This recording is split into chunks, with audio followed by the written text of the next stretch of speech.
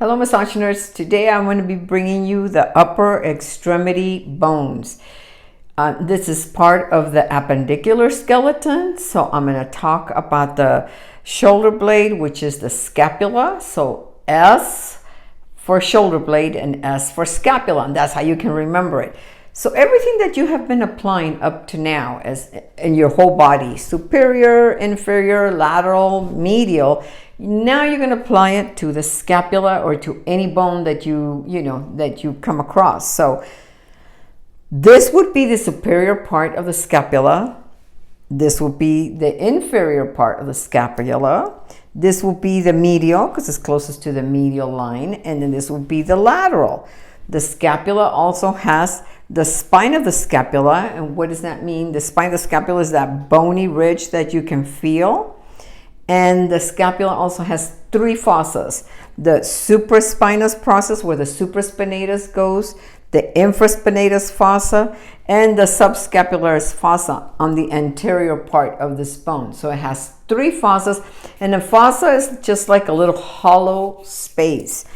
And the highest part of the scapula is the acromion process. The acromion process is the highest part, the bony little part on the very top of your scapula. That's the acromion process.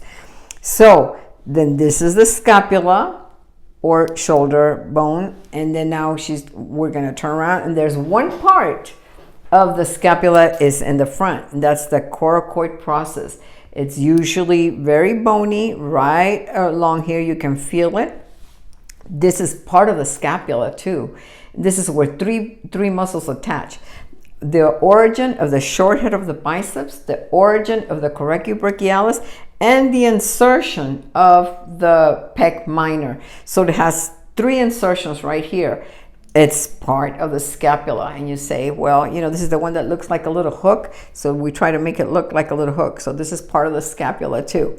Now we move to the clavicle. This is the clavicle. She has a beautiful, look at a beautiful clavicle with a C, collarbone with a C. So that's how you can remember: collarbone, clavicle. This is the medial side of the clavicle because it's on the medial part of the body, and this is the lateral side.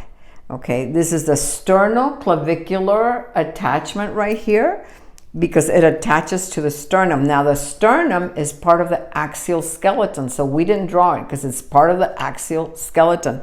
The sternum and the clavicle join, and that's the only joint in the the superior part of the body that joins the axial skeleton with the appendicular skeleton. So this joint is very important, and it's the sternoclavicular.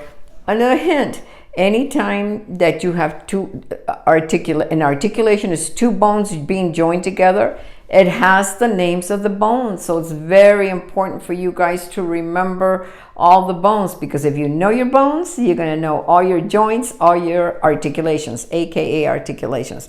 So the sternoclavicular joint and tendon attaches it, and then you've got your acromion part of the scapula, and the clavicle, acromioclavicular joint and ligament attach these two together. And then the scapula has the glenoid fossa cavity, so that the humerus can go in there. So now the humerus, this is the head of the humerus, kind of like you have a head on your head.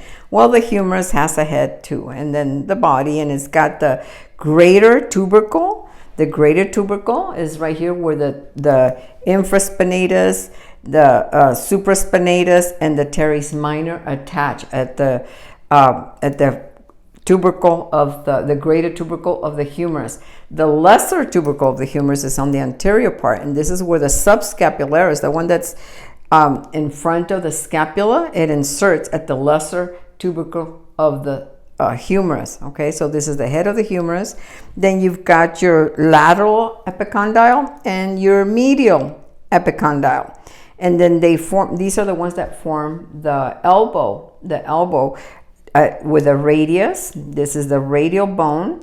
The radial is on the side of the thumb. In anatomical position, the radial bone is on the side of the thumb, and the ulnar, which is a little bit longer, is on the side of the pinky.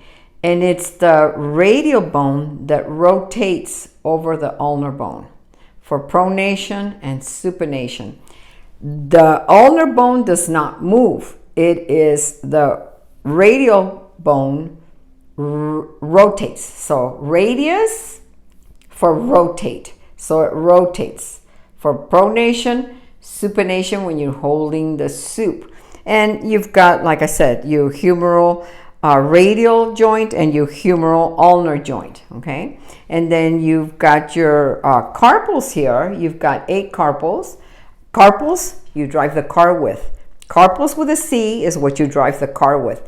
Tarsals with a T go on your toes. So carpals, that's how you can remember carpals. There's 8 of them, 8 carpals. And there's 2 rows of 4 on each hand. Then you've got your metacarpals. You've got 5 metacarpals, and this is number 1 metacarpal by the thumb, number 2, number 3, number 4, number 5. Those are the palm bones. And then you've got your phalanges, my favorite, phalanges.